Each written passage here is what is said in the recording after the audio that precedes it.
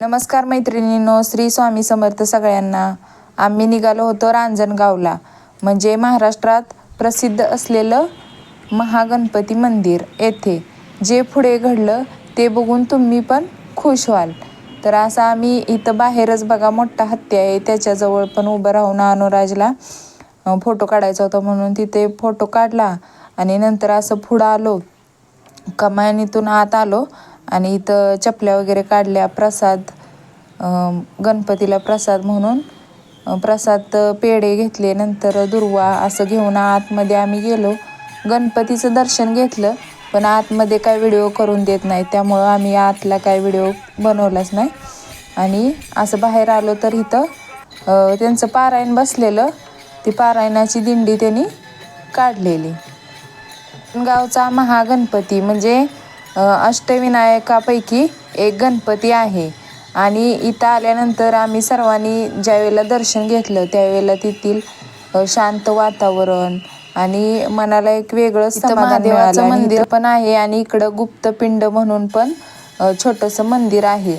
तर तिथून पुढे आम्ही आलो आणि महागणपती उद्यान म्हणजे इथे मोठी बाग आहे. तिथं भरपूर प्राणी, नंतर मुलांच्यासाठी खेळण्यासाठी झोका, भरपूर असं काय काय त्यांनी ठेवलेलं आहे.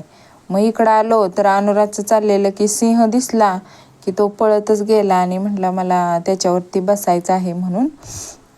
भरपूर लोक इथं येतात, म्हणजे आत्ता उन्हाळ्याच्या दिवसात भरपूर गर्दी असते, पण आत्ता मुलांची शाळा चालू असल्यामुळं जरा गर्दी कमी आहे. तरी पण लोक होतीच इथे.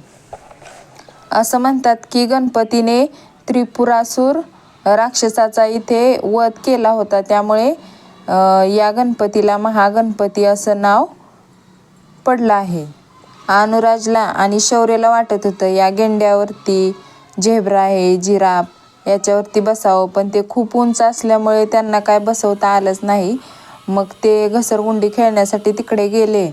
मग आम्ही दोघीजणी बहिणी एका झाडाखालीच गप्पा मारत बसलो होतो. त्यांचं चाललंच होतं खेळायचं, कारण लहान मुलांना एकदा काय खेळायचं दिसलं की ते लवकर काय येतच नाहीत. नंतर घरी निघालो तर इथं बघा खेळण्याची दुकानं होती, भरपूर लेडीजचं पण साहित्य होतं. मग मुलांच्यासाठी थोडीशी खरेदी पण केली आणि प्रसाद पण घेतला घरी पेढ्याचा आणि घरी निघालो. असा होता आमचा सुंदर दिवस. व्हिडिओ आवडल्यास व्हिडिओला नक्की लाईक करा, चॅनेलला सबस्क्राईब करा विसरू नका. भेटूया उद्या नवीन ब्लॉगमध्ये. धन्यवाद.